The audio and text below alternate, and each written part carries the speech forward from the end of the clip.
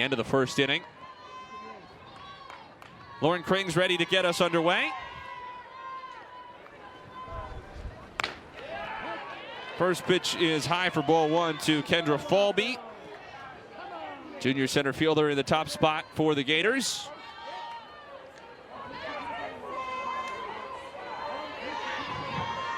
.67 degrees at first pitch. The wind blowing across the field from left to right. And 1 ball, 1 strike on Falby. Florida has had the better of the all-time series between these two teams. The Gators have won 17 of the 23 meetings, including 2 of 3 in Gainesville last year.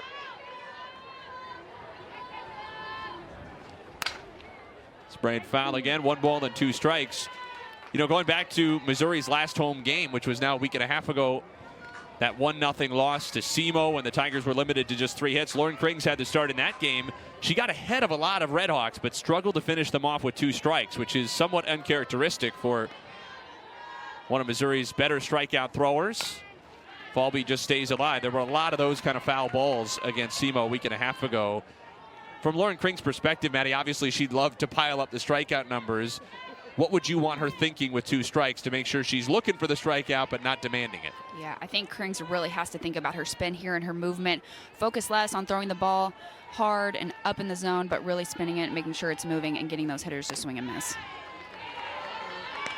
2 balls and 2 strikes on Falby.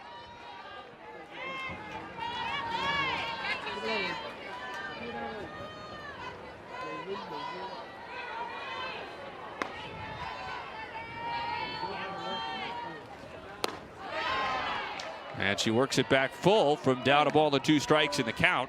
Certainly not somebody Krings would want to put on for free.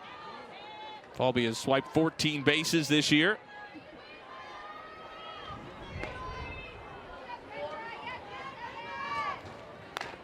Swing and a miss. Lauren Krings gets the payoff strikeout of Falby to open the first inning. A really great job there from Lauren Krings, already working both sides of the plate first batters of the game. She's going to throw this curveball backdoor, has a little bit of rise on it, and it's going to nip the corner of that plate for a strike. Julia Crenshaw, Missouri's catcher, calls time, maybe just having a little issue with the wristband. Has been windy, and she might have just lost one of those call sheets.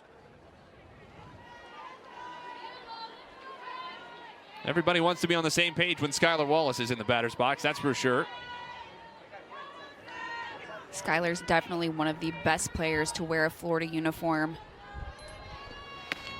Not somebody that you would want to get down in the count to. Is a base threat every single time she steps up to the plate, and as soon as she gets to first, she typically swipes second, Nate. Having another fantastic season.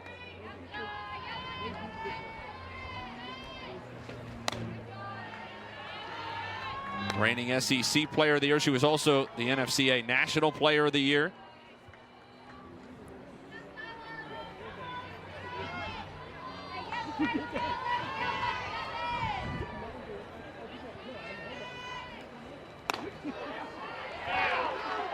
And it's 3 balls, no strikes on her. That sizable Missouri crowd we showed you already in the ballpark in the first inning. Not thrilled with that from Bobby DeMeo, the home plate umpire. He's joined by Stephen Gold at first and Keith Kearney at third. There is a strike, 3-1 on Wallace, who has walked 29 times this year, struck out only 10. And that just speaks to how great of an eye she actually has in that batter's box, Nate.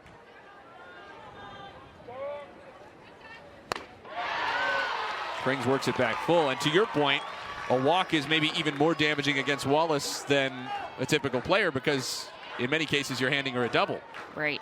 Definitely don't want to give her a free base. You want to force her to try to get herself out by throwing those pitches over the white. Walking her is just as good as her getting a hit. So each of the first 2 Gators have worked it full. And Krings will have to throw at least 14 pitches to get through these first 2 batters.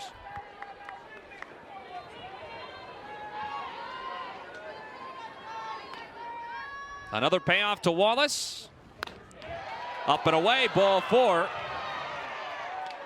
And Skylar Wallace is aboard with 1 out, the SEC's leading base stealer. We'll see how long she stays there at first base. And Tim Walton has already used a timeout. He wants to get his team together down in the first base dugout. Interesting timeout and team huddle, just a couple of batters into the game. Right. If I had to guess, I would say Tim Walton is seeing something there over at third base against Lauren Krings. Might have a pitch that he's seeing that he wants to relay into those hitters. Is this the kind of thing, if you were in the circle, that would get in your head a little bit, seeing a coach with an important message like that, just 14 pitches into the game? Yeah, definitely.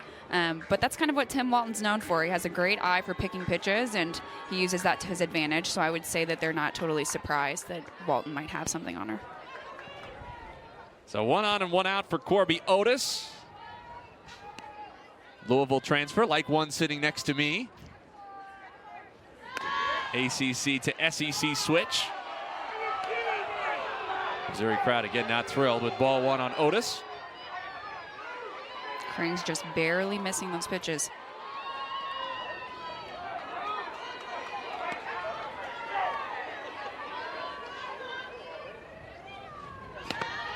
Changeup had her out in front. No contact, though, and the ball gets away from Crenshaw and allows Wallace to move up to second for free. I'd imagine that'll be a pass ball. Charge to Missouri's Julia Crenshaw behind the plate, and regardless, Wallace is into scoring position.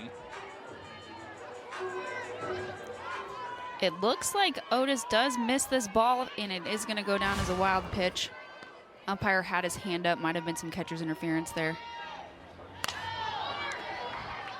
Fisted away by Otis. 1 ball and 2 strikes.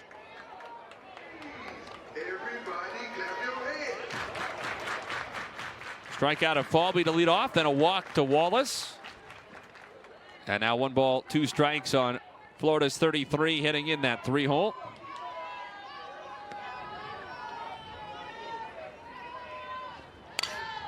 Rollover up third and foul.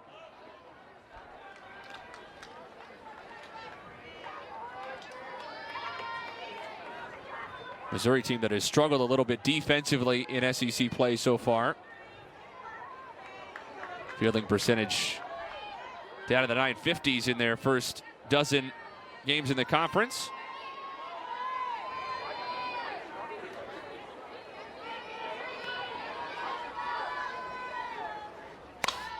Down the right field line, a fair ball in a base hit. Wallace will score on an RBI single by Corby Otis, and the Gators have a first inning lead.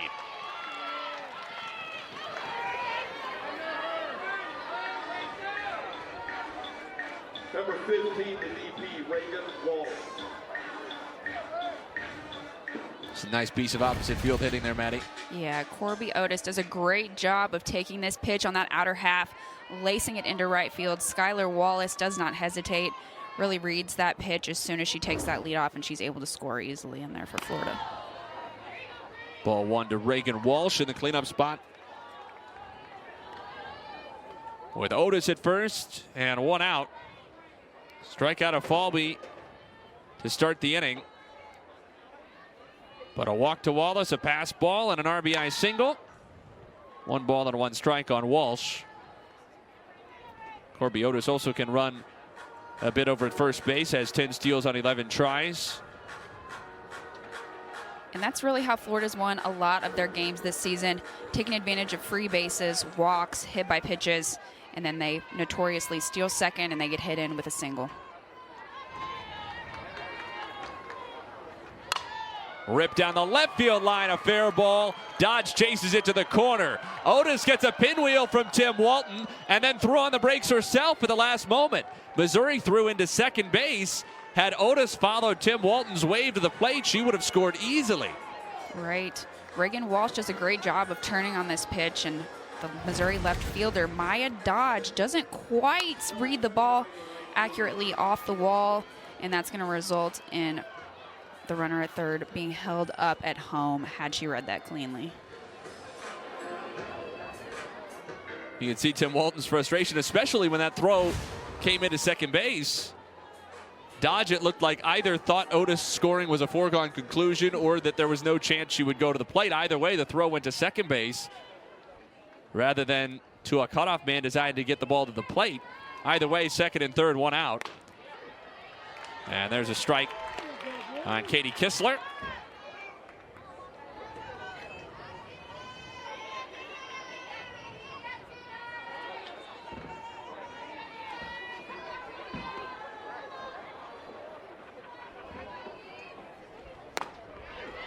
And Kring's out in front, no balls and 2 strikes. But she's had 2 strikes on 4 out of the 5 Gators she's faced in this inning, only been able to finish 1 of them. Yeah, she's done a great job of working ahead so far. Still covering a little bit too much of white. Needs to focus on moving these balls past these Florida hitters. Softly hit to the left side. Otis stays home. Laird makes the play on the move. And Kistler is retired. There's one away. You know, Tim Walton called Jenna Laird sort of the prototypical SEC shortstop. What you imagine. She made that play look really simple. Yeah, she definitely did. It's very hard to get a ball that's hit in front of you and run up on it that quickly. Unsure if that's a soft ball, but Jenna Laird comes up on it and is able to throw that ball on the run to get Katie Kistler. Big second out as well. Obviously dramatically decreases the likelihood of Otis scoring from third as Florida can't drive her in with an out. And here is the catcher, Emily Wilkie, who has had some time behind the plate as the backup catcher to Jocelyn Erickson this year, who has hit the ball so well and played phenomenal defense. If you weren't with us at the top of the show, no Erickson in the starting lineup today, and no official word from Florida on the reason for that. We have no reason at this point to think that she's unavailable, but not in the starting lineup. Wilkie in there instead.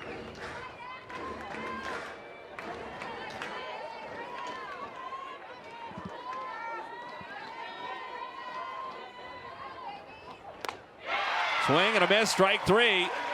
Lauren Kring's able to round out the 9 for Larissa Anderson. And there's ball 1 to Jenna Laird.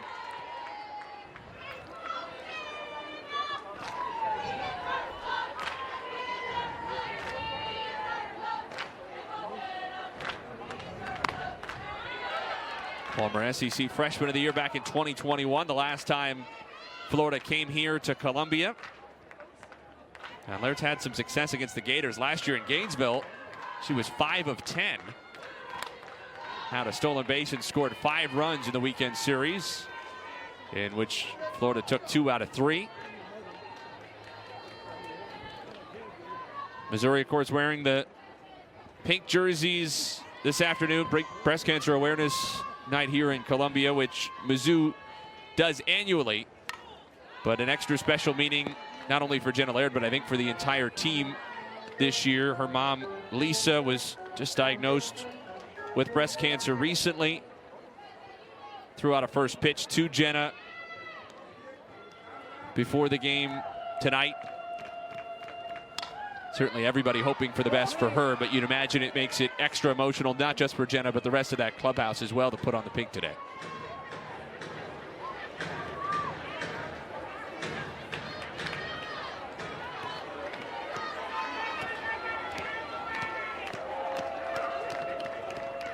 Another 2-2 from Rothrock. Caught the outside corner, strike 3 called. And that is not something we typically see from Jenna Laird there. Never really has been seen striking out looking. Has a great eye up to bat. Not typical, but Keegan Rothrock is able to spin this ball on the outer half to Jenna Laird and ultimately gets her caught looking.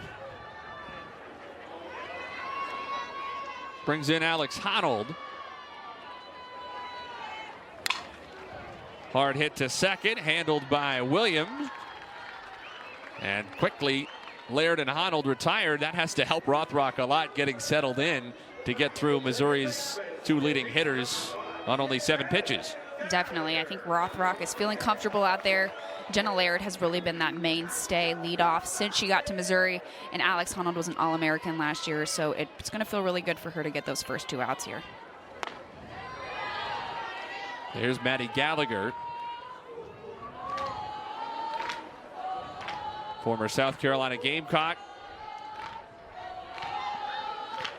Made the switch to Mizzou a couple of years back.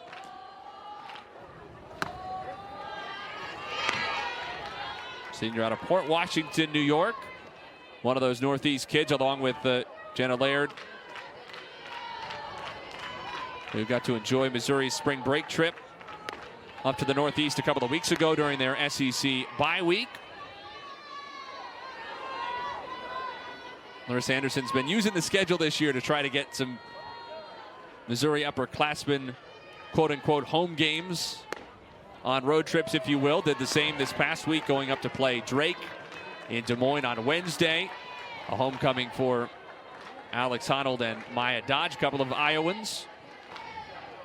And Gallagher and Laird, who grew up playing together in New York. That's ball 4 on Maddie Gallagher, so Missouri gets a 2-out base runner. And even if maybe your odds off a 2-out walk aren't as good as they are off a leadoff walk, still doesn't hurt to have somebody on base in front of the power of Kara Daly. Right, definitely not, Nate. Kara has been known to leave the yard. She's kind of making a turnaround here late into SEC play. Hopefully she'll have a big weekend here up to the plate for this Missouri team.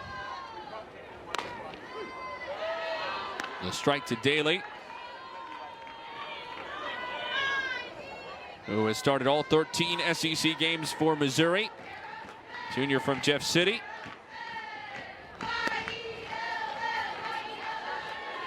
Wilkie just a pump fake down toward first. Of course, that's something Jocelyn Erickson is known for when she's behind the plate, but Gators catcher's not afraid to throw behind base runners.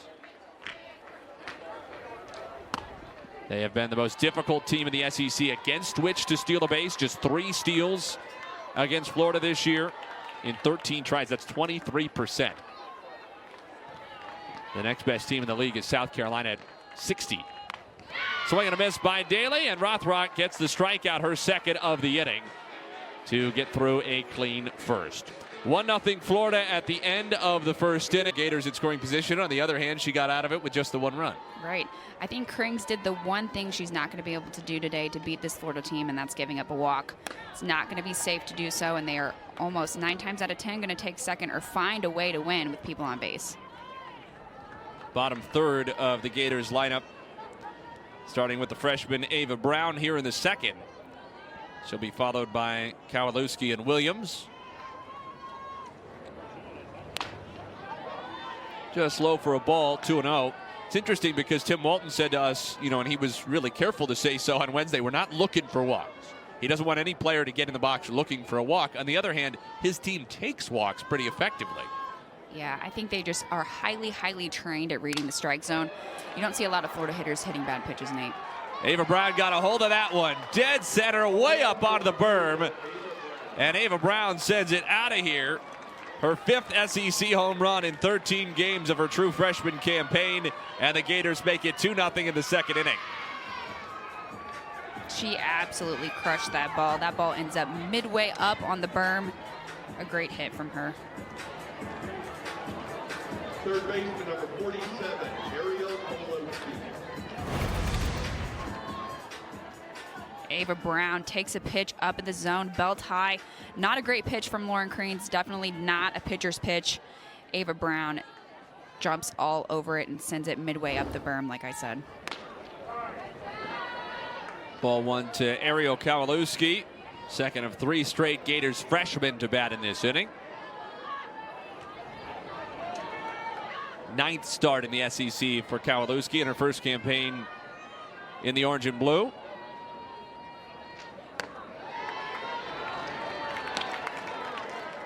Has not been smooth for her at the plate so far in league games. Just 1 for 21. But the one was a homer against Kentucky. She's had a walk, only 8 strikeouts, not a bad number. Well hit to short, scooped cleanly by Laird, and there is the first out of the top of the second inning. Number 11, second baseman Neil Williams. So the rare strikeout looking from Laird in the bottom of the first, but that glove looks as smooth as ever. Yeah, that's what makes Jenna Laird so great. She almost always comes up with the routine play, and that's great to have behind you as a pitcher. Ball 1 to Mia Williams. Does seem like Springs is missing her spot by a lot on some of these. Definitely, and she's leaving that ball belt high. She's going to have to be careful against these Florida hitters.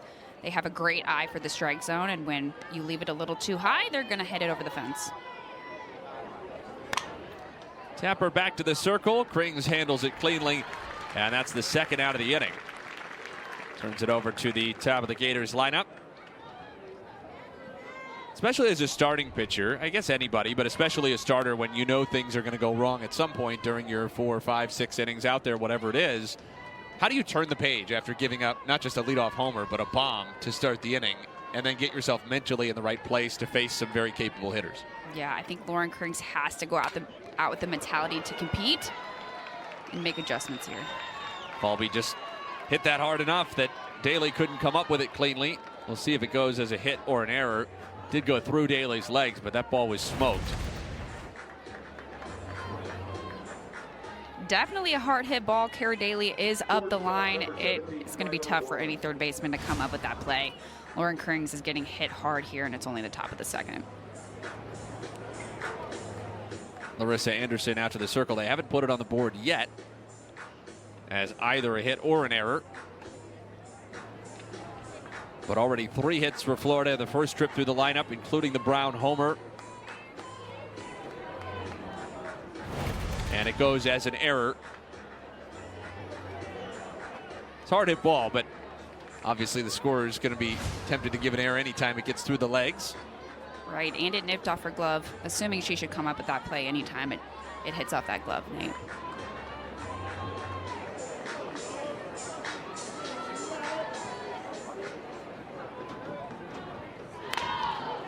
As a strike to Skylar Wallace. Mentioned Missouri has not been clean in SEC games. A .955 fielding percentage coming out, which is second worst in the league. Ahead only of Alabama.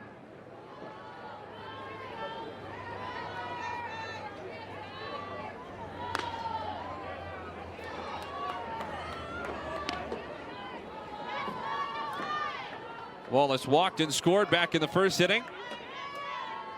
The Gators have added another on Ava Brown's leadoff solo homer to center field here in the second. Now Falby at first base with 2 down. In on the hands of Wallace. Daly running out of room, but makes the play. And after Daly's error, allowed Falby to reach with 2 outs. Daly gets over to the clock, works to Abby Hay to start things for the Tigers, but time is called by Wilkie, it looks like, behind the plate for Florida. 5, 6, and 7 scheduled for Mizzou.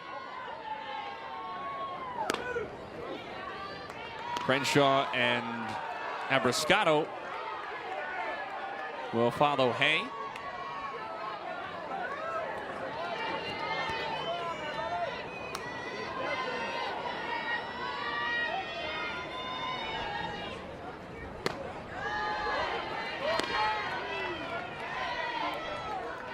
Just the 7th start of the entire season for the freshman from here in Columbia. Her 5th in the SEC, and she started 3 for 9 against conference pitching with a homer and a pair of walks.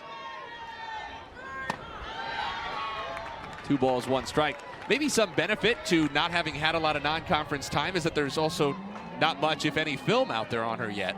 Right.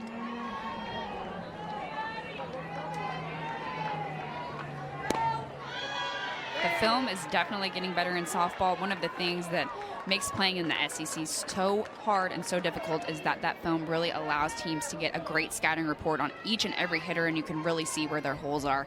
And for Rothrock, it's going to pay off. Count is full on Hay. Rothrock walked Gallagher in the first inning, but that was the extent of Mizzou's rally. And she strikes out Abby Hay. That's 3 punch outs for Rothrock already in the first inning and a third. Yeah, Rothrock is doing a great job of setting the tone of this Friday night series for Florida. She's definitely not letting Missouri get a hold of anything. She spins a great rise ball up in the zone to Abby Hay. Abby Hay's bat goes just under it. A beautiful pitch there from Rothrock. One down for Julia Crenshaw, Tigers catcher in the 6 hole, and she takes a strike. Crenshaw has started all 13 games in SEC play for Missouri. She's hit for some good power, a couple of homers, a pair of doubles as well, but just a .200 average over those first 12 in the SEC. And Larissa Anderson said she wants more out of her. Sat her on Wednesday against Drake. Abrascato got the chance to start in her place, clearly sending a message to her junior catcher. Yeah, I think they're just expecting a little bit more out of Crenshaw. This Missouri lineup needs her, and Larissa expects that out of her. Coach Anderson said, you know, she's not striking out, but she can just do more. And maybe part of that is leaving the right elbow out to take that hit by pitch. One out base runner for Missouri, still without a hit. And here is the aforementioned Stefania Abrascato, freshman from Smithtown, New York.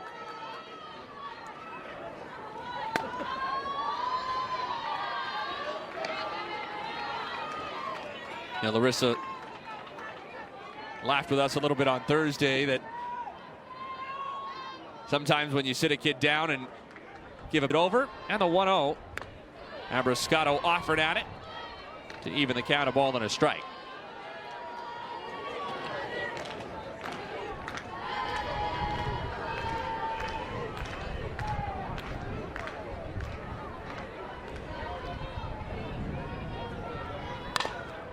Off the hands to second, taken by Williams, shovel to second base, and Crenshaw beat it. Williams had a simple out at first. She went for the lead runner at second base, and Crenshaw beat the play.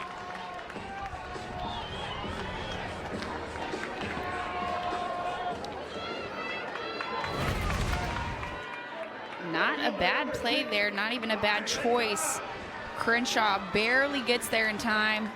Ultimately, she needed to throw that ball to first, but always trying to get that lead runner if they can. So now Maya Dodge.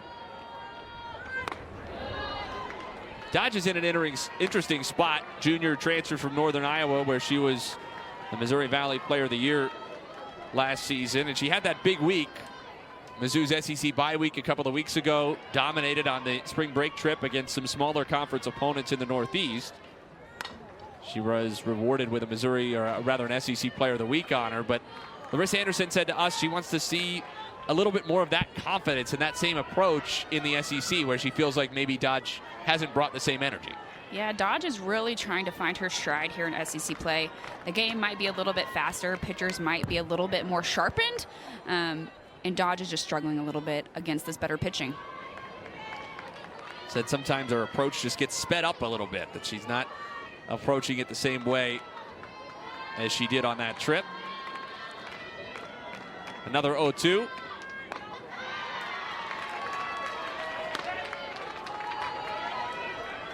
Missouri has had 3 base runners. 3 out of the first 7 to face Rothrock have reached, even though the Tigers did not yet have a base hit. A walk, a hit by pitch, and then a fielder's choice on which the Gators did not get an out.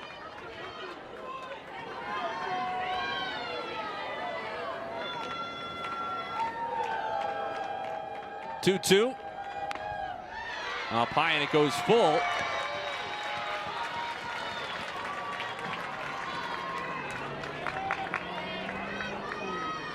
Florida looking for what could be an inning-ending double play. Rothrock's payoff.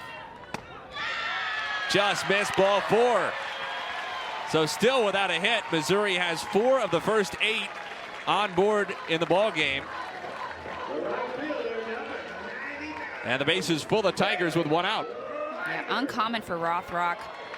First batter of the inning, a hit by pitch, and now walking Maya Dodge to load the bases for Kaylee Linger. Linger's been a little bit of a dark horse here for this Missouri team, doing exactly what is asked of her out of that 9 hole, getting on base.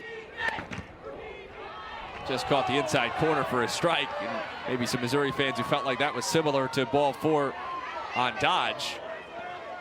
Though if they had to pick one call to get, it probably would have been the 3-2 rather than the first pitch to Langer. who has an on-base percentage just under 500 for the year. And she is hit by a pitch for the 6th time in SEC play already, and it brings in a Missouri run. The Tigers have gone through the lineup once now without a hit, but they've scored a run and have the bases loaded for the leadoff hitter, Jenna Laird. It looks like that screwball or rise ball is just getting away from Rothrock there on that inner half and clipping 2 hitters so far for this Missouri team. That's been the Achilles heel for Rothrock. Opposing hitters just a 170 average against her coming in. Mizzou still looking for its first hit of the game. 2-0. Jenna Laird is just really one of those players that is able to keep her composure no matter what the situation might be. She's not necessarily trying to be the hero with bases loaded. She's just trying to drive in runs. And that's what makes her so successful in these high pressure situations. There's a strike to make it 2-1. One of the talking points from Larissa Anderson this week was wanting Mizzou to be more aggressive, to swing earlier in counts, feeling like on the first pitch they do well, in the first 3 pitches they do better than if they let at bat stretch on, and that sometimes they're too patient and let good opportunities go by. But if anything, that patience has served them well so far, because the Bethway on base against Rothrock has been not swinging the bat. Right, and this Missouri team has really stayed disciplined in there.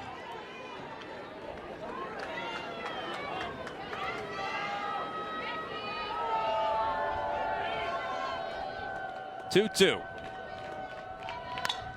Poke down the left field line. Long run for Otis, who slides. Tagging up, Abrascato comes in to score. Great play by Otis, though she did go over the foul line, and in making the catch, allowed Abrascato to come in and tie the game. Really great effort there by the left fielder. Jenna Laird just flares this ball into shallow left over in that foul line, Nate, and Abrascato's able to tag up. As soon as it hits her glove, she takes off and she's able to score. Heads up base running by the freshman Abrascato. There's strike 1 to Alex Honnold with 2 still on and 2 out. Great catch by Corby Otis. Would you have considered letting it drop in foul territory, knowing it's going to be tough to get Abrascato, or at this point you think Florida's willing to trade at least a chance of a Missouri run to get that second out? I don't think so. I think maybe underestimated the speed of Abrascato there on third base. It was a shallow fly ball, and I think the left fielder just didn't come up with the throw at home in time. Still 2 on. 1-1 from Rothrock. And it's low for ball 2. Of course, will go as a sacrifice fly off the bat of Jenna Laird. And so still, Missouri does not have a hit.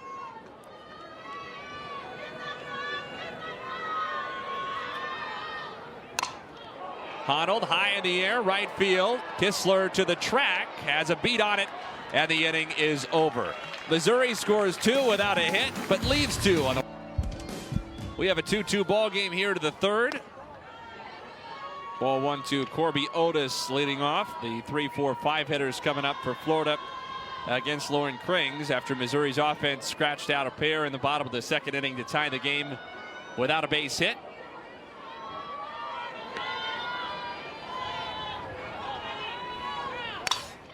Otis into right center.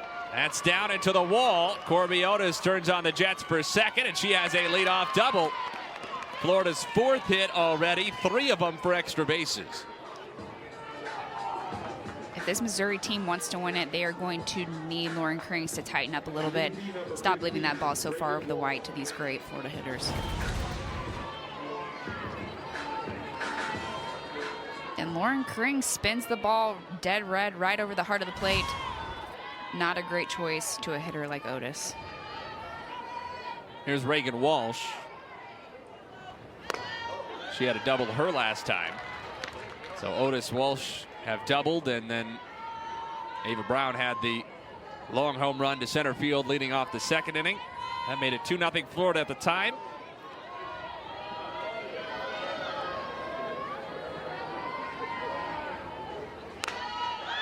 Off the outside corner, a ball and a strike. That's 2 hits now for Otis, both to the opposite field. the RBI single down the right field line and the double into right center.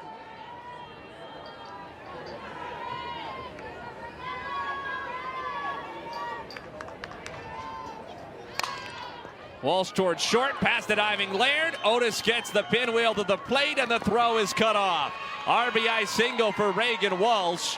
She and Otis are 4 for 4 in the 3 and 4 spots in Florida's lineup so far, and the Gators have the lead right back in the third.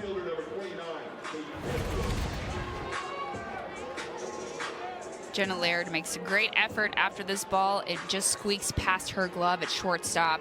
A great job by the Missouri first baseman Abby Hay to cut that off before the throw into home.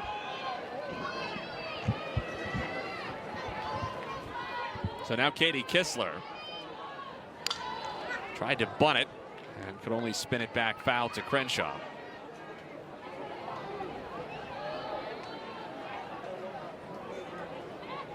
Kistler grounded out to Jenna Laird at short back in the first inning.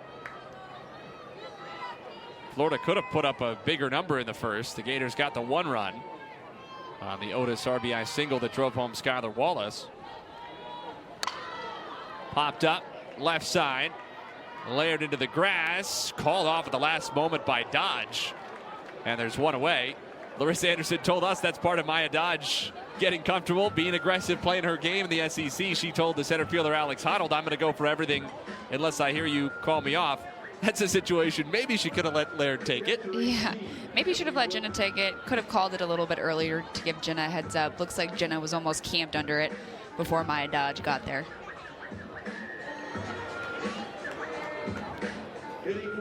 One on, one out, and Jocelyn Erickson is going to pinch hit now for Emily Wilkie in the 6th spot in the lineup. Erickson, the Oklahoma transfer, in her first year in the blue and orange.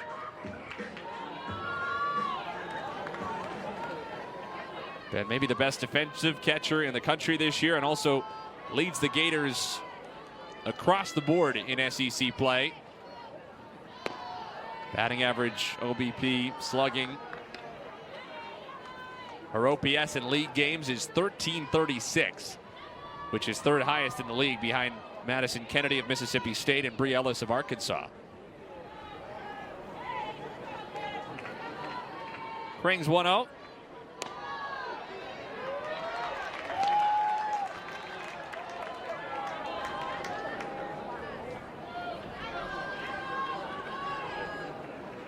Marissa McCann, who has asserted herself the last couple of weeks as a good weekend option for Missouri, getting ready in the bullpen.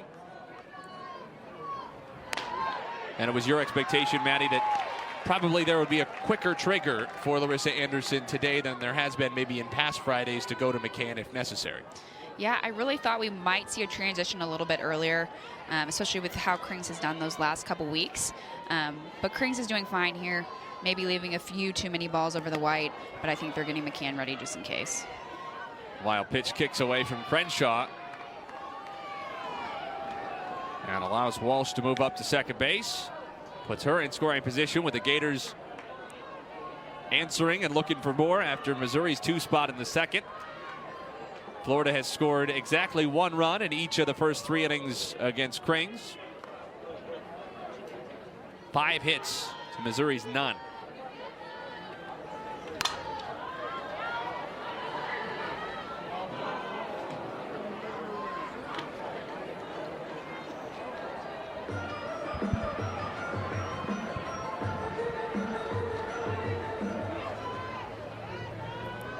Erickson went 3 for 8 last weekend against LSU. You see Ava Brown, who had the homer, her first time on deck.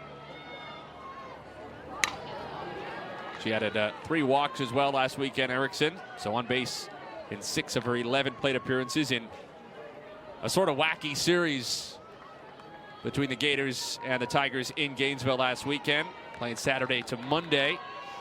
Florida took the opener and then the rubber match on Monday night. Erickson turns on it. A high, deep drive down the right field line and caught at the wall by Langer. Walsh moves up to third. That ball just hung in the air, and Langer tracked it into foul territory to the wall for the second out. A phenomenal catch by Kaylee Langer out there in right field. This ball gets drilled into foul territory. She's able to go back, find the wall, and make a great catch. It was Maya Dodge in left field for Missouri who had the catch against the wall last weekend in Fayetteville. This time it's Langer back at home. Not always easy to know exactly where that wall's at when you're sprinting backwards, Nate. Foul ball by Ava Brown. How does the approach change as a pitcher when you're facing somebody a second time after they just took you, what, 250, 260 to dead center? Yeah, I think she's definitely going to have to show her changeup a little bit more.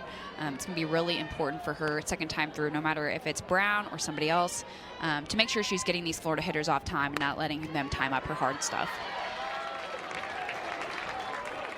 And a good response already from these Gators hitters after the midweek loss to South Florida back in Gainesville on Wednesday.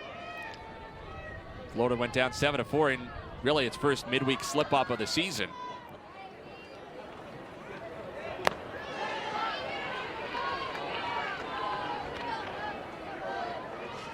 Missouri got a win away from home against Drake in Des Moines on Wednesday, but the Tigers had a slip-up of their own in that 1-0 loss to Southeast Missouri.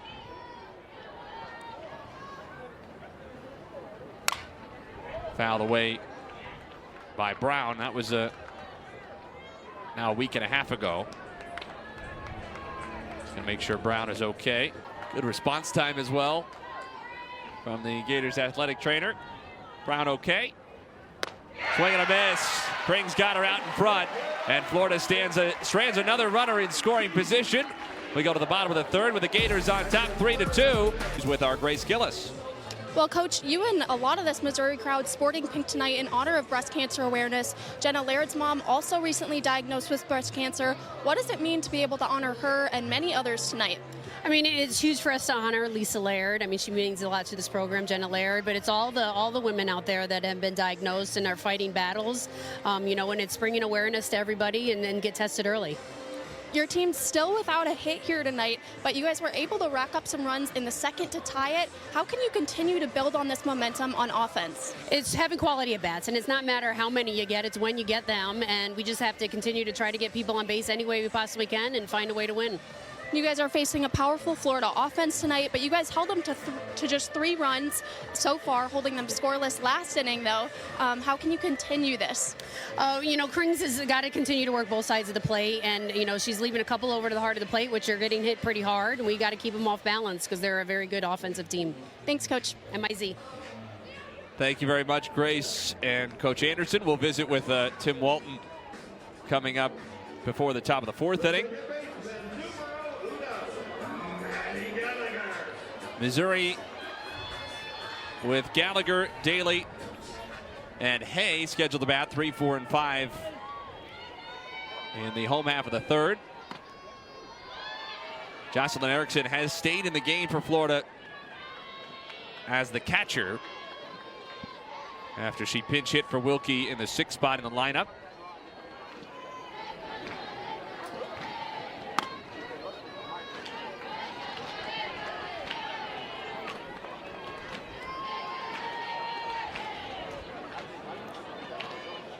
Gallagher had a walk her first time and was stranded at first base. Gallagher into left. The wind will knock that down a bit. And it's taken smoothly by Otis for the first out. Talked about the pros and cons with Lauren Krings, Maddie, and that she was giving up base runners but stranding them. For Rothrock, she's missing bats, hasn't given up any hard contact, but she's put some runners on base for free, and it's burned her. Right, she's definitely looking to have a bounce back inning here. Not trying to let anybody get on for free. Definitely making more competitive pitches and bringing that ball where those Missouri hitters have to think about swinging it. Kara Daly struck out her first time. One of 3 punch outs for Rothrock, but she has walked 2, also plunked a couple.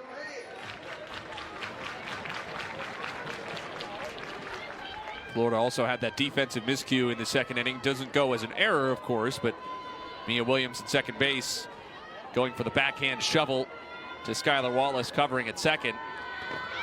trying to get the lead runner, Julia Crenshaw, instead of taking the out at first base. And in the end, that cost the Gators a run.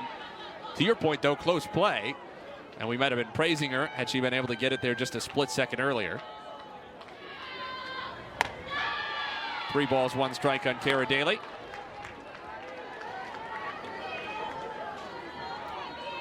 Rothrock still borderline unhittable with her best pitches. Just getting wild, a few pitches getting away from her. Daly jammed, it's into short right, and the oncoming Kistler makes the play. Great closing speed by Katie Kistler. I thought for sure she'd at least have to leave her feet. In the end, able to make the basket catch on the move. That was a great read by her. She saw the ball right off the bat and immediately took off sprinting and to grab that ball, and she was able to actually catch it down by her shoestrings and remain on her feet. One of the best defensive teams in the SEC this year, the Gators, though they've been better from a fielding percentage standpoint in non-conference than in SEC games. Pitch is down for ball 1 to Abby Hay.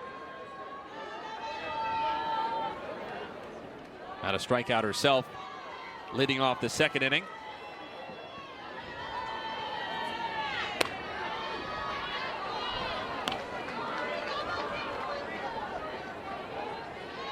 Larissa Anderson singled her out as the Tiger who's most exceeded her expectations. Though it's not as though Hay caught everybody off guard. Out of Rockbridge High here in Columbia, where she had made a name for herself, and she was the first choice designated player back in the fall. Larissa Anderson said at that time she had Hay penciled in to start. But Hay had a little wrist injury that set her back.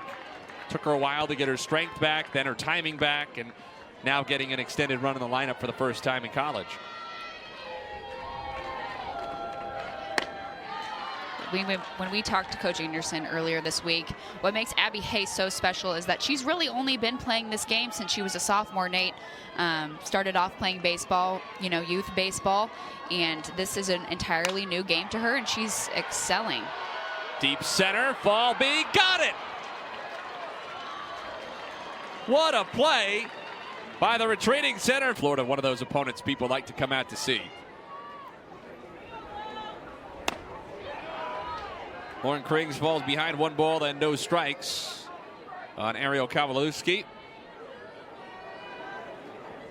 8-9-1 for Florida. Williams and the top of the order Falby to follow the freshman Texan Kowalewski.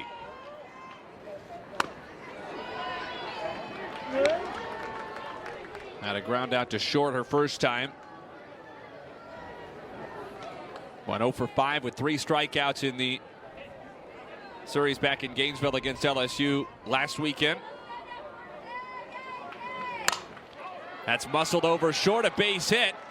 Kowalewski takes a wide turn and holds it first with a single. Just her second SEC hit in 23 at-bats, but she's aboard to lead off the Florida 4th.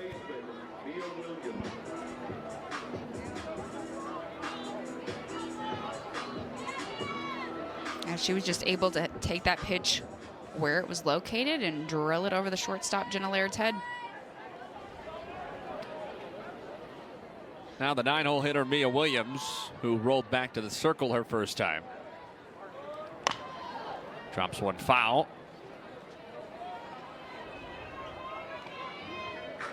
Williams has also had her SEC struggles.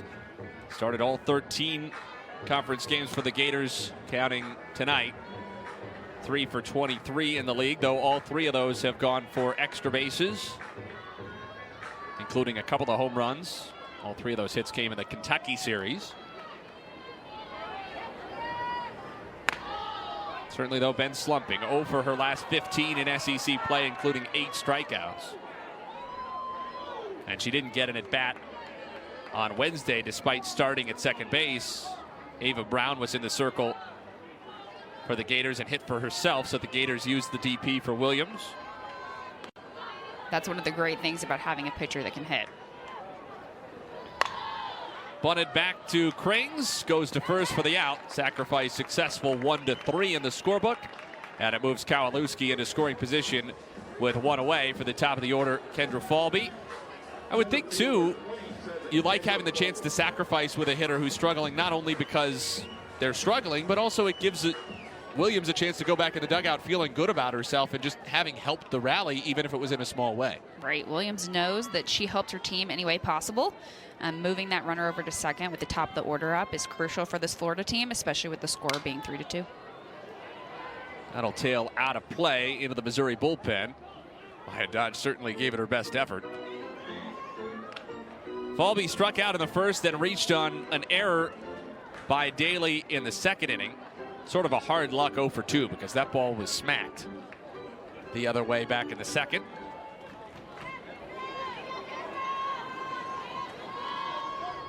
Falby brings in a 6-game hitting streak. She's hit in 17 of her last 18. One of the best hitters for average in Gators history. Tap back to the middle. Krings tried to look the runner back, didn't do so successfully. And although she gets the out, Kowalewski still able to move up to third.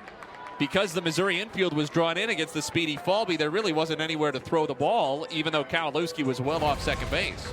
Right. Krings does a good job of being heads up here. She turns, she tries to freeze that runner on second. There's no throw there, so she ultimately makes the best decision possible by getting the out at first base. It's a tricky situation, especially because Falby has such good speed getting down the line to first. Definitely, and that runner on second was almost caught in the water, but she knew that those infielders were pulled in. So Kowalewski now at third, and this has been the issue so far for the Gators, is runners left in scoring position. Florida stranded Walsh at third base in the third. Left runners at second and third back in the first inning. And it's 2-0 on Skylar Wallace. You'd think Missouri's not especially eager to give Wallace anything too good with 2 outs and a couple of bases empty, but the hitters behind her are no slouches either. Right. Otis is having a great day, but Skylar Wallace really is that All-American type of player for Florida here, not wanting to leave anything too close. Smoked into center, hangs up though for Honold, who had to reach up to spear it. So Florida strands a 4th runner in. Out swinging tonight, you were able to rack up some early runs. How can you continue to see this production down the stretch tonight? Yeah, I think we've had some good outs, even though we haven't produced some runs with some. We just got to be more productive when we get runners at at second or third base with less than 2 outs. We got to be able to drive runs in. Like that's the only way we're going to be able to sustain this throughout the game. And Reagan Walsh and Skylar Wallace have been a huge part of that offense so far tonight. What have you liked from them? Yeah, Reagan's really had a really nice season. She quietly sits in the middle of that lineup and has done a really good job being consistent all the way through SEC play. Thanks, Coach. Thank you. Thanks, Grace. Tim Walton, always fun to chat with during the games. Now in his 19th season as the Gators head coach. Skylar Wallace pounded that line drive back to center for what was ultimately a loud 3rd out in the 4th inning. First time Florida has gone scoreless in an inning tonight. Gators had a run apiece in the 1st, 2nd, and 3rd. They've stranded 4 runners, all in scoring position. Meanwhile, Missouri has taken advantage of its few opportunities. The Tigers have scored 2 runs without the benefit of a single hit.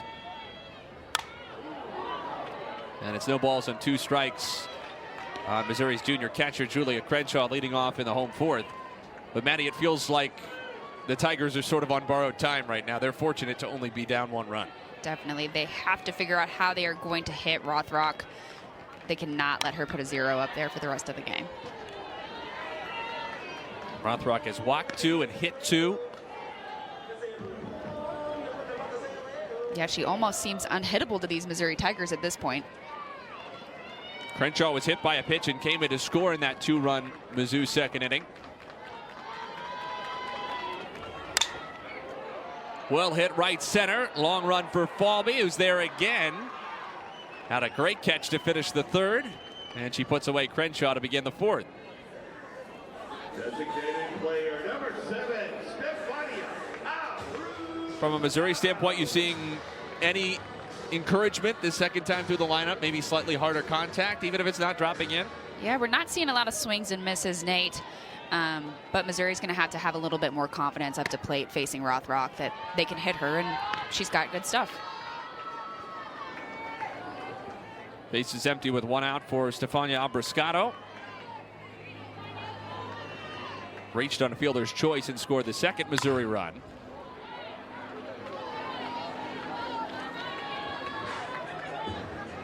Just her second SEC start. 1 for 8 in league play with a double.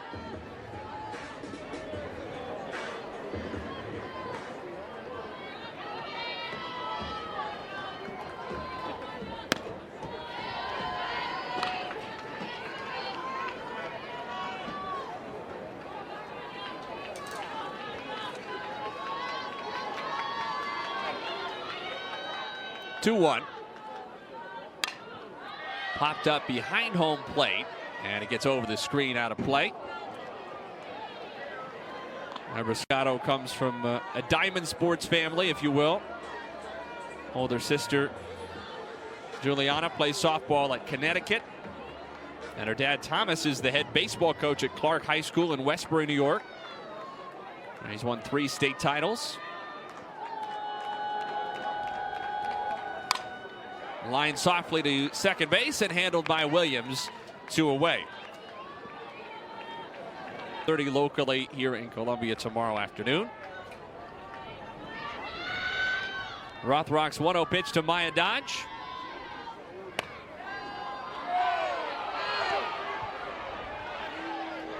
Tigers fans have persistently been frustrated with the strike zone. I think Larissa Anderson shared their concerns, and there's Jeff Cottrell, the hitting coach. He certainly did.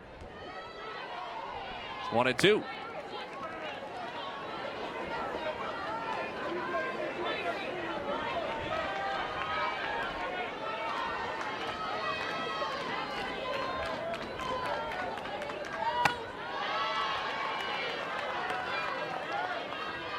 Two and two now on Dodge. Of course, the last time Florida was here in 2021, Coach Cottrell's daughter Julia was a Gator. Later finished her career at Oklahoma State, where her dad was an assistant at the time, before coming over to Columbia, joining Larissa Anderson's staff. Missouri's been looking for that consistent message from a hitting coach since the departure of Chris Malvo to Tennessee. Left a high-scoring, powerful Missouri offense that then sort of scuffled the following year after getting a game from Oklahoma City. Would have been Missouri's first World Series berth since 2011. Inside ball 4. But it seems like now in year 2 for Jeff Cottrell, there is a consistency to the message that has been well received from these Missouri hitters. Yeah, I think so. And the adjustments are being made by these Missouri hitters. We're seeing them be a little bit more aggressive, swinging at good pitches, and we're also seeing really consistent discipline within that strike zone.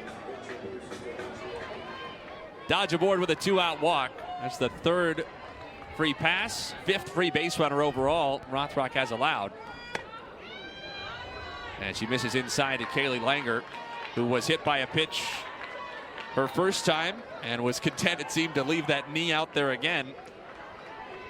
The 6th time in 12 SEC starts Langer's been hit by a pitch, and her 14th hit by pitch overall, top 10 in Division I. Have a couple of ball magnets in this series. Bailey Goddard of Florida, who's on the bench today, is another one. They came in tied with 13 hit by pitches apiece on the year. Langer has now moved ahead with 14. Langer is really a great 9-spot hitter, almost a double leadoff, if you will. She doesn't get out a lot. She puts the ball in play. She's not somebody that's going to hit home runs or hit for power, but she is somebody that's a tough out. So Rothrock's trying to ride her inside to let Langer get herself out. All the more valuable too against a leadoff, or when your leadoff hitter in Laird and certainly then your 2-hole hitter in Honnold have considerable pop. Right, Langer does a great job of knowing what her job is in that 9 spot. And she's hit again. Second time Langer's been plunked in the game, 15th time this year. Yeah, Rothrock just trying to jam Langer there, not letting her get her hands extended on anything to turn it into a double, trying to get her to roll over to third or short. Let's listen.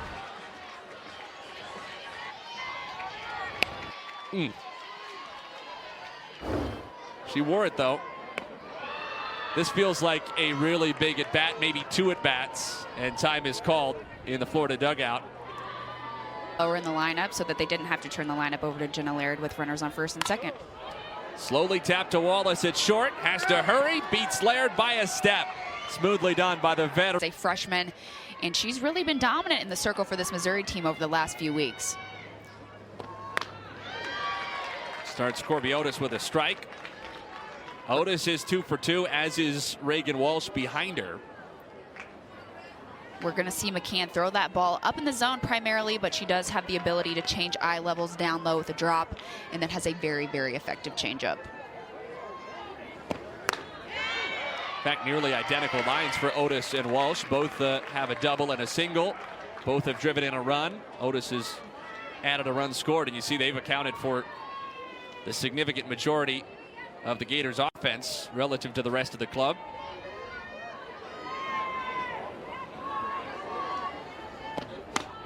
But Otis goes down on 3 pitches. Marissa McCann, as good as she's been, has not struck out a lot of batters in the SEC. That's just 6 Ks in 19 conference innings this year, but she looked good here.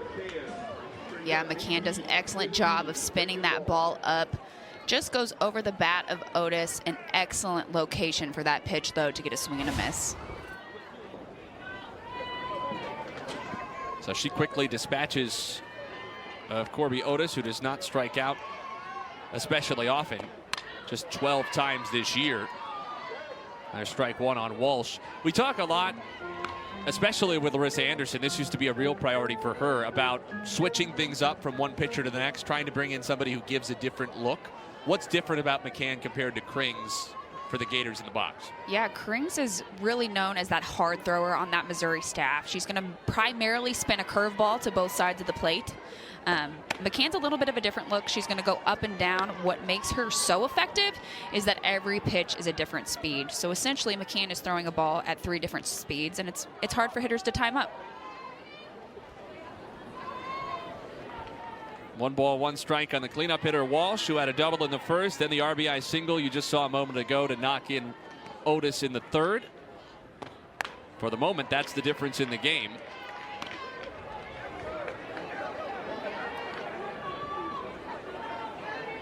As we've gone scoreless the last 3 half innings, 2 for Missouri, 1 for Florida. Tigers still don't have a hit in this game. The Gators have 6, but they've stranded 4 in scoring position.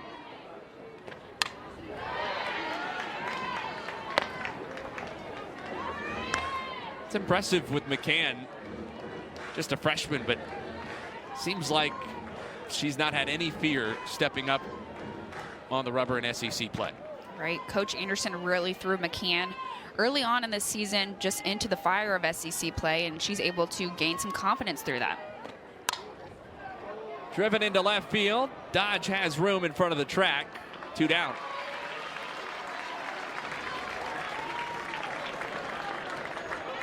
Right fielder 29, Katie Kissler.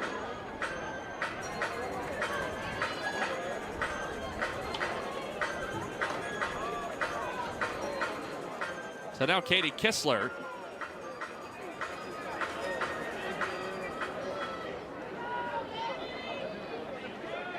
Ground out to short and a fly out to left on her card tonight.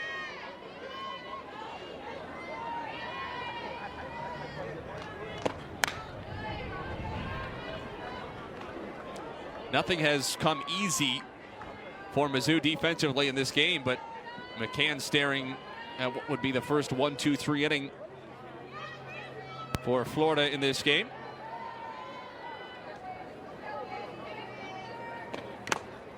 Big cut by Kissler, 1-1. McCann has done a great job of coming in and attacking these Florida hitters. Not always easy to do as a freshman. Florida does have a big name in the softball world, and sometimes you can get caught up in that, especially as a freshman, but she does a great job staying composed against these hitters. Kissler's still had a good year. OPS up close to 1,100, so maybe good is selling it short. But SEC play has not been easy so far for the senior from Orange Park. Hitting just 200 with only 1 extra base hit, a double in league games, though still she has 5 walks against 8 strikeouts, so she's been getting on base some from those free passes and putting the ball in play. Had 2 hits in 8 at-bats and a couple of walks against LSU last weekend. 2 for 3 with a triple and a pair of runs driven in on Wednesday against South Florida. So perhaps starting to find her stride just lengthening this Florida lineup even more. 2-2.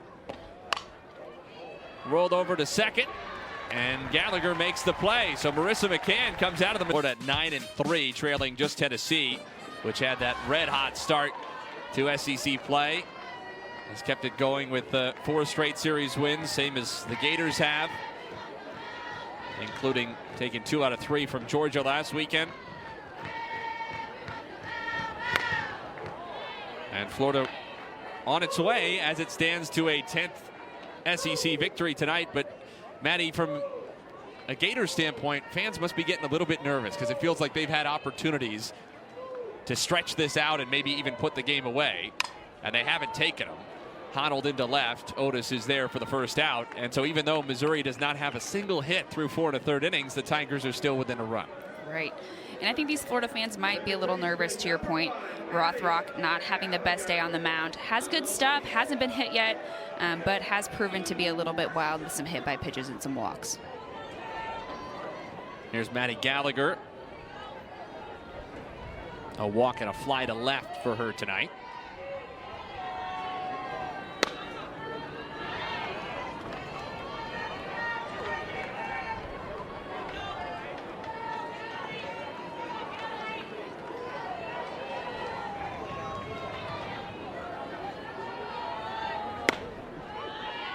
And it's 0-2.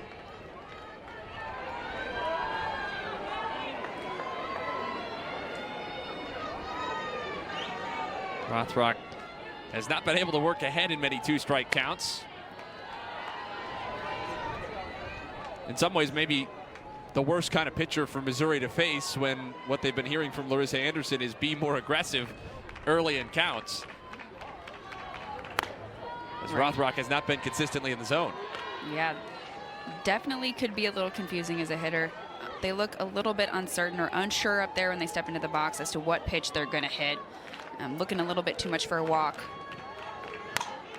Laced to third, but gloved on a line by Kowalewski. Hard hit by Gallagher, but still no hits for Missouri.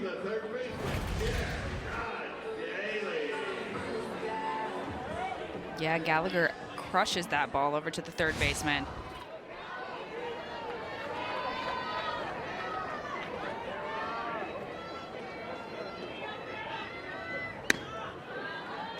The strike to Kara Daly, who Larissa Anderson singled out as one of those Tigers she wants to see be more aggressive earlier in counts. That too often Daly lets the best pitch she's going to see go by.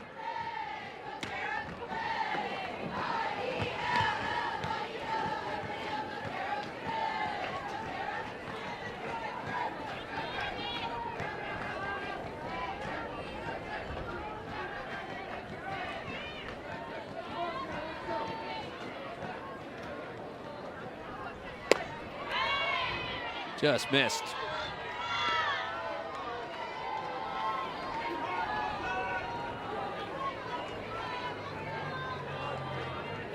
The 14th time tonight that a Missouri plate appearance has stretched to at least 4 pitches. That's the biggest line that Larissa Anderson identified. Mizzou's hitting over 400 on the first pitch. But generally, the gap, and you see it there, batting average and slugging, is after the first 3 pitches. You get a real drop-off. Those numbers from 643 Charts and Synergy. Daly chased up high. Rothrock the strikeout. And A&M and Alabama. Patrick Murphy will have the mic on in Tuscaloosa for the 2nd time this year. Of course, Tim Walton had it last week in Gainesville in that fun finale against LSU. And Larissa Anderson will have it in a couple of weeks. Missouri will host Mississippi State.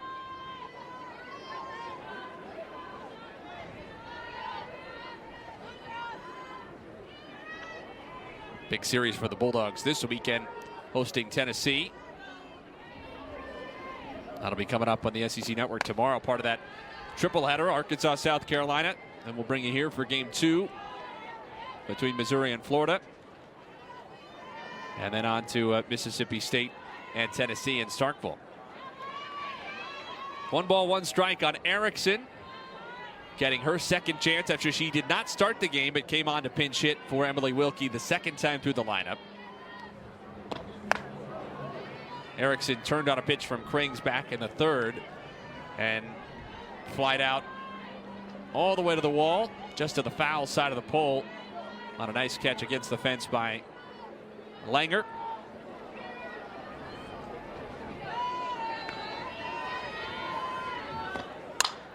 Off speed, a rope to center. Honnold had to switch her feet back to make the catch. Another hard hit ball to center that hangs up for Honnold. Speaking of hard hit balls to center, how about the freshman Ava Brown? This Florida team so far. That made it 2-0 Gators at the time. Missouri got a couple of runs in the bottom of the second to tie it. Brown down the right field line on a miss hit that Langer runs down for the second out. Florida picked up a third run in the third inning on a quick rally. Corbiota's double, a Reagan Walsh single, and since then nothing but zeros on the board in Como.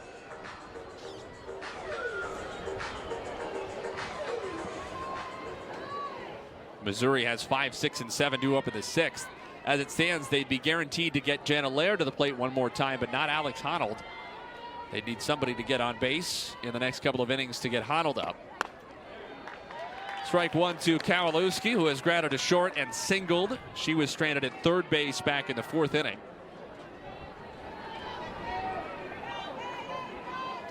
She's the last Gator to reach. Missouri pitchers have retired 8 in a row. The first 3 from Krings, the last 5 from McCann since she came on in the fifth.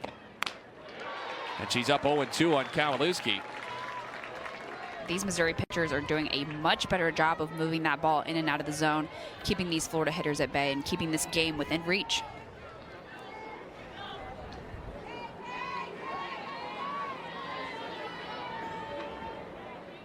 McCann's 0-2. Strike 3 called. A pair of punch outs for Marissa McCann and 2 perfect. So those catches in right field, Kistler, center field, Falby.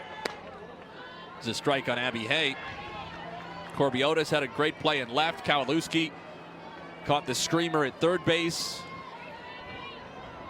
Skylar Wallace made a nice play on that slow roller from Laird with a couple on to end the fourth inning.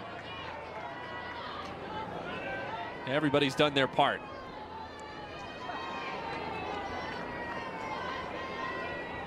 Five, 6, and 7 here for Mizzou. Hay has struck out and flied to center. Tigers getting a third look now at Rothrock, and at least Jenna Laird will get a fourth.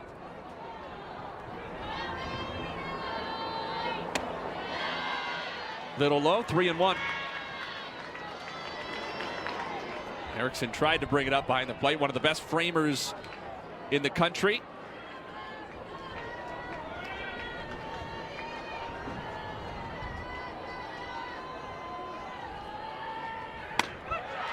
Ball 4 to Abby Hay. Patiently takes the walk.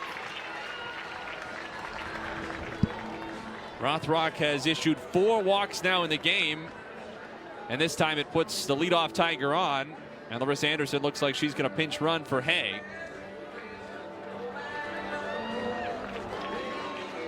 Claire Cahalan, the freshman from Columbus, Georgia, on to run, representing the potential tying run for Missouri. Right, Abby Hay did a great job there, knowing that her getting on base was the most important thing there. Didn't make the moment too big, didn't swing at a pitch that wasn't hers, and she was patient enough to get walked and create base runners for this Missouri team. Mentioned it earlier, Florida has only allowed 3 stolen bases all season. And Erickson's allowed just 1. But Crenshaw puts down a bunt. Kowalewski makes the play. And the sacrifice successful on the throw to the second baseman Williams covering. So 5-4 in the scorebook. Crenshaw sacrifices Cahalan to second. And Missouri now, if it could find its first hit, could tie the game. A really important situation there for Crenshaw. She had to get that bunt down to move Missouri into scoring position. Florida really doesn't leave you any other choice because the steal is a virtual impossibility, especially against Erickson. And the bunt was a great choice there by Coach Anderson, just simply because Rothrock hasn't been hit today.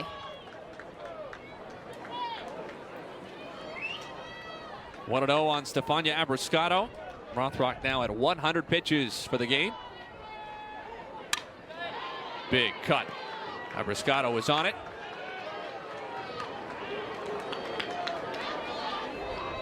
She reached on that fielder's choice in the second inning and scored.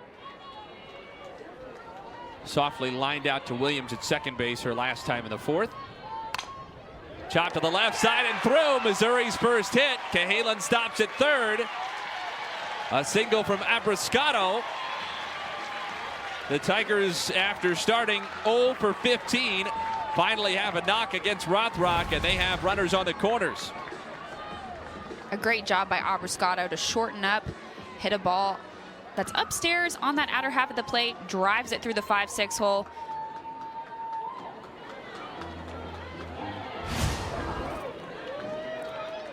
Tim Walton out to the circle. But Rothrock stays in to face Maya Dodge. Inside a ball. Throw goes through to second after Blackston had bluffed off of first, but nobody moves up. Erickson has allowed 1 stolen base. 11 runners have tried it. 1 has made it. She's also dangerous on the back pick. She got somebody on Wednesday against South Florida. Was not going to give up a steal there. Florida executed a beautiful first and third play with Skylar Wallace at short, coming up short to field that throw. 1 ball, 1 strike on Maya Dodge, who has walked twice, once in the second, once in the fourth. That was a more confident looking swing. She's just 2 for 13 in SEC play so far, both singles.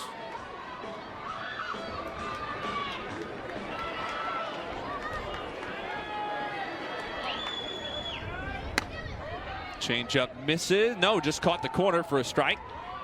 1-2. Dodge has to find a way to help her team here and get herself on base.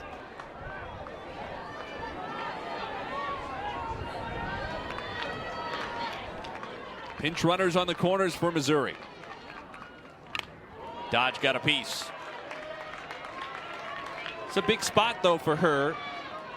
And as we mentioned, Larissa Anderson said she wanted to see her not let herself get sped up in SEC play. Looks like she's keeping the heart rate low enough at least to compete in this at bat. 2-2. Definitely a good approach from Dodge, taking a couple deep breaths as she steps up there, making sure that she's seeing every pitch and getting the pitch that she wants. Rothrock's 2-2. Just missed. Especially after not getting that call, Maddie. Where does Rothrock go now here on 3-2?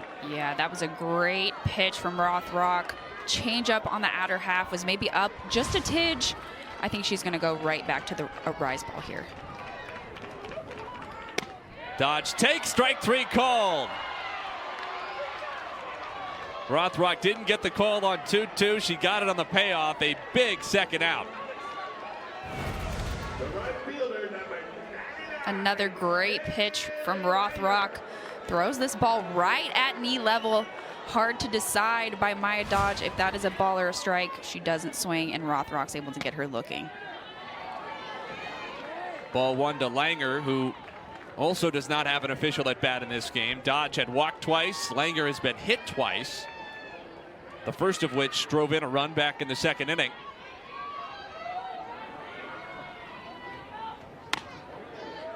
One ball, 1 strike.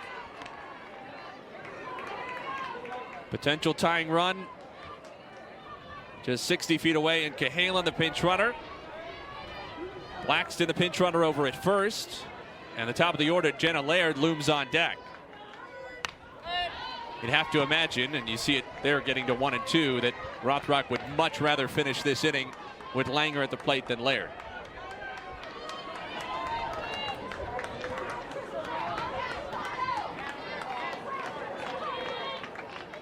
But Langer has gotten on base now at better than a 500 clip this year after getting on twice so far tonight.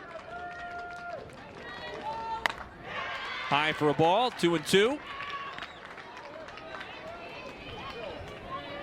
Can see the respect that Missouri has for Jocelyn Erickson behind the plate, even with pinch runners in. Now 2 outs, now 2 strikes, still no first and third play. Lined into left center and down. Langer ties the game. Cahalan into score, Blackston to third, and Langer moves up on the throw. Jenna Laird will bat with a chance to give Missouri a 6th inning lead.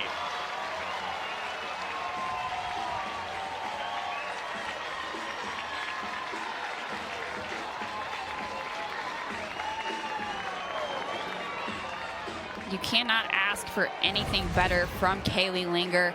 She does a great job here of taking that ball over the heart of the plate, drilling it into left. With speed on the bases, Missouri is able to bring in a run to tie the game.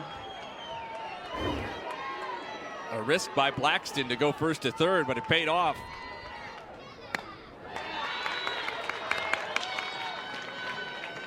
Jenna Laird is 0 for 2 officially. Strikeout and a ground out. Picked up an RBI on the sacrifice fly back in the second.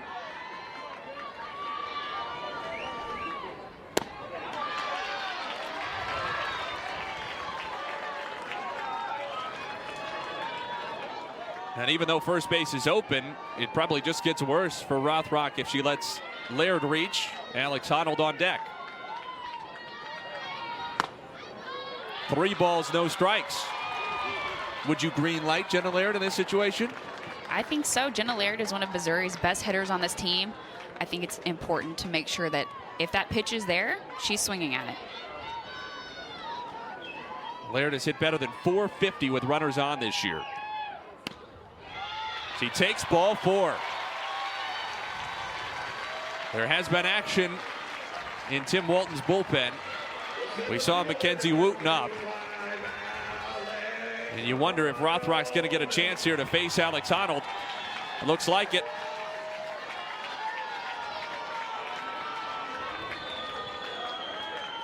Bases full of Tigers. Strike 1. And Rothrock has put herself in a position where she has to compete against an All-American. There's nowhere for Alex Honnold to get walked. She has to throw to her and make competitive pitches.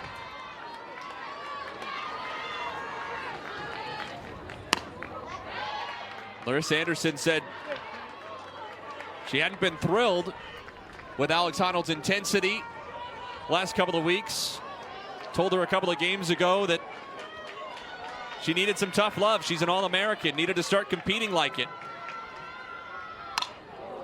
She said Honnold has responded since then. Last couple of games have been a lot better. This is as big as a big spot gets.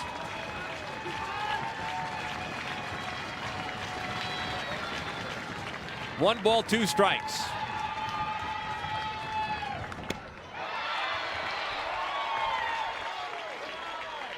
Rothrock not leaving anything too close in a 1-2 count, trying to get Alex Honnold to chase.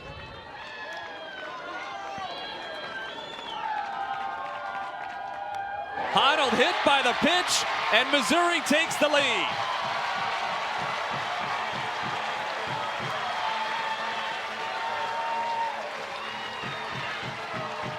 That's how it's gone for Keegan Rothrock in Florida tonight.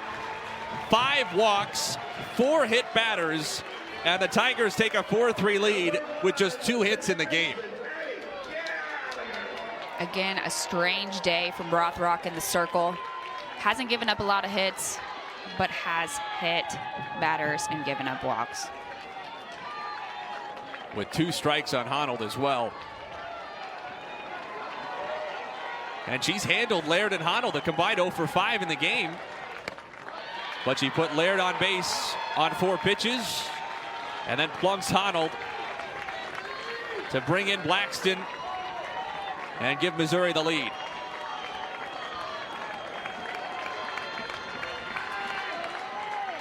One-0 to Gallagher. Hard hit to second, it gets through Williams. Langer scores, Laird scores. It's 6-3 Missouri in the 6th inning on a costly Florida error.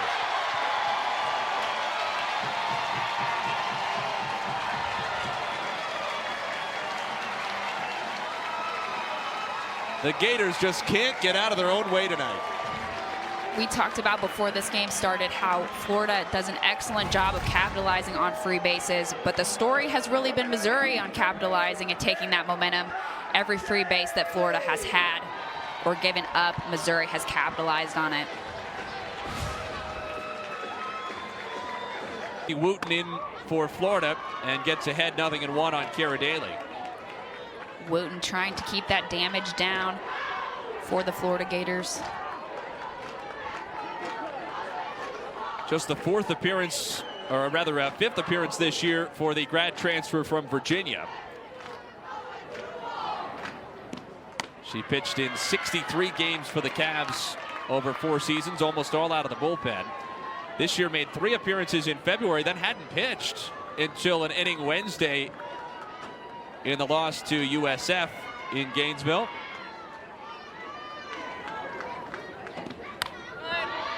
She inherits still a tricky situation. Certainly it's an uphill battle for Florida at this point, just 3 outs left with which to work, but after the 9 spot, Mia Williams, they have the top of the order coming to bat. Kendra Falby and Skylar Wallace scheduled second and third in the 7th inning.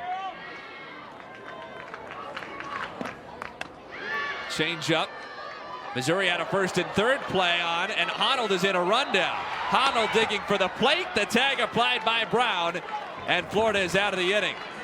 Both coaches told us a game is never over against either one of these teams. They both felt like no lead was safe against the opposition. Certainly that's true for Florida's ultra high-powered offense. And now 9-1-2 scheduled to bat. Pinch hitter Bailey Goddard will be the first, followed by the top of the order Falby and Wallace. In the 7th inning against the freshman McCann. McCann coming into the 7th, looking to close the door for this Missouri team, giving her team the win. Goddard, the pinch hitter, redshirt senior from Orange Park, Florida. Does one thing above all else, that's get on base. That's what the Gators need here, but she's down in a count 0-2. Talked about it with Langer, Missouri's right fielder, who's been hit by 15 pitches this year, counting her 2 in this game. Goddard's been plunked 13 times. That's even though she's only started 14 games.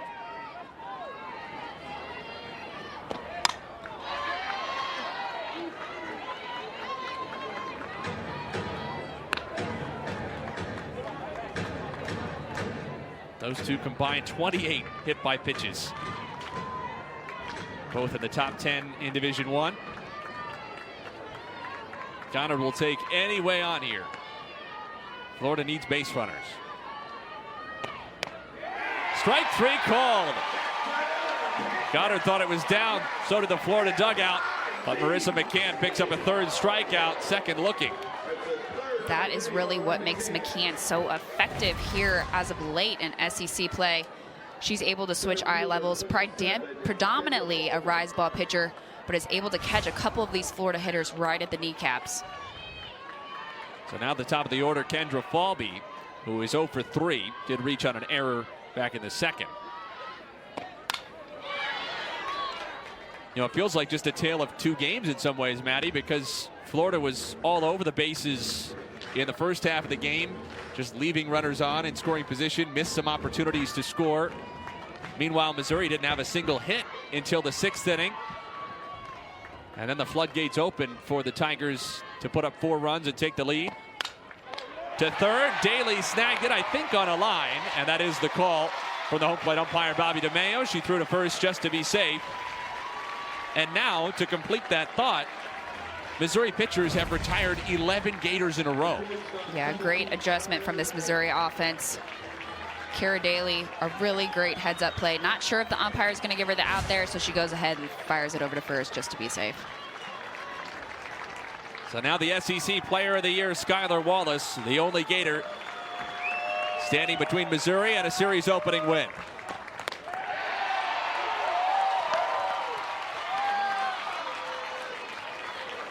McCann still has to be careful here. Skylar Wallace, one of the best players in the SEC, not wanting to leave anything too close, even with 2 outs.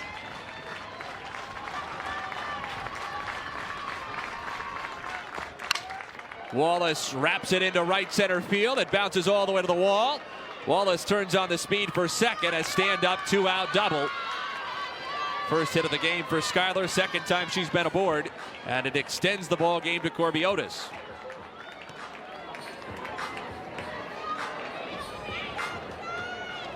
Left fielder 33, Corby Otis.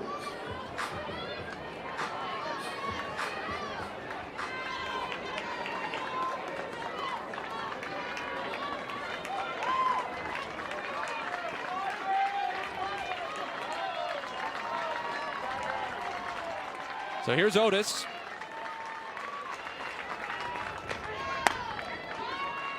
RBI single in the first inning. Double and a run in the third. A strikeout her last time in the fifth. And she's the first Gator to see McCann for a second time. It's one of the things we talked about, Maddie, before the game. And with young players like McCann, a freshman pitcher, now moving into a much bigger role as the SEC season has unfolded, she's going to start seeing hitters not just twice in the same game, but maybe 3, 4, 5 times over the course of a weekend. That's different than what she's done so far. Right, she's really owned that middle reliever role. Coach Anderson just headed out there trying to make sure that Marissa McCann keeps her composure, a situation that she's not always in here with a lead in the game on the line. And Otis has had a pretty decent day up to bat.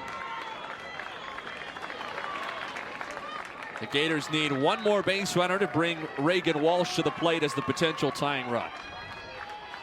1-0. This is the 24th all-time meeting between Missouri and Florida. The Tigers have won just 6 of the first 23. They have not beaten Florida in a series since 2014. Been able to get a game here and there.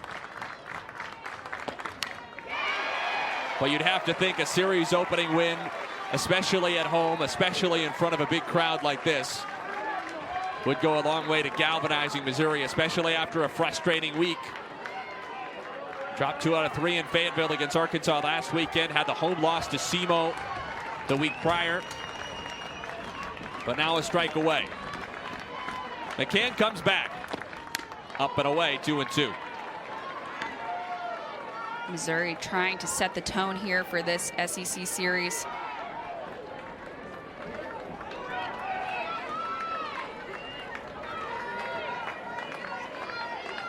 Game 2 on the SEC Network tomorrow, 1:30 Eastern. 2-2. Otis, high into left, way back there, dodge at the wall. She's got it. Missouri comes from